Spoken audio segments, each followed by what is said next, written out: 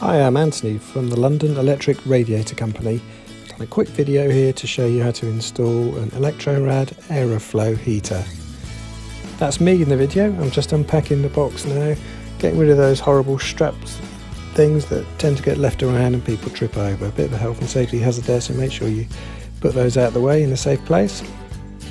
Once you actually get into the box, the first thing you'll see is the instruction manual, very important, and also has details of the 30-year warranty which comes with the Electrorad Aeroflow heaters. Also in the box, make sure you've got the brackets, the bolts and the hooks which you will need to fix the heater to the wall. That's the flex that you'll connect to the fuse connection unit so the heater can get its power. Just going to move the heater out of the way. Be careful when you're lifting these. This is one of the smaller ones, but the bigger ones can go up to 40-50 kilograms. They come very well packaged, as you can see, so you're unlikely to have any damage when they arrive.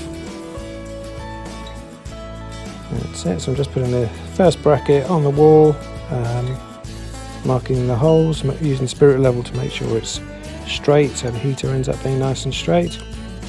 And then this particular heater, you need 200 millimeters between the two brackets.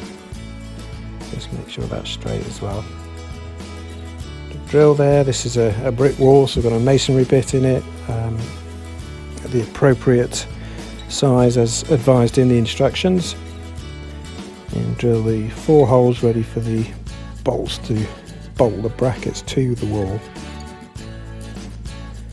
Make sure you go deep enough so the raw plug can be tapped right in. Should be quite a snug fit. You want to get a really tight fixing to make sure these heavy heaters don't move away from the wall. Tap them in. You might have noticed this video is speeded up a bit.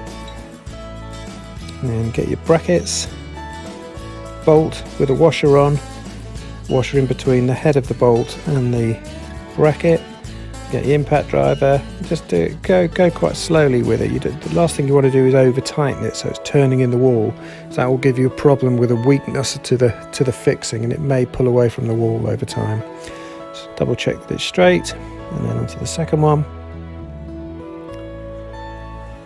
Those brackets in, and the last bolt. There we go, got a good fixing into that wall. The heater isn't going to go anywhere. Put the hooks on, there's 2 pairs, specific type for the bottom, specific type for the top. Make sure you don't get them mixed up.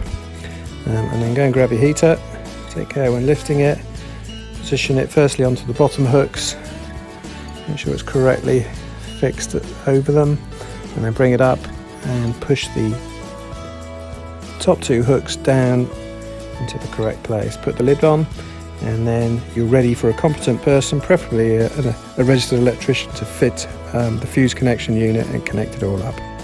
Thanks for watching.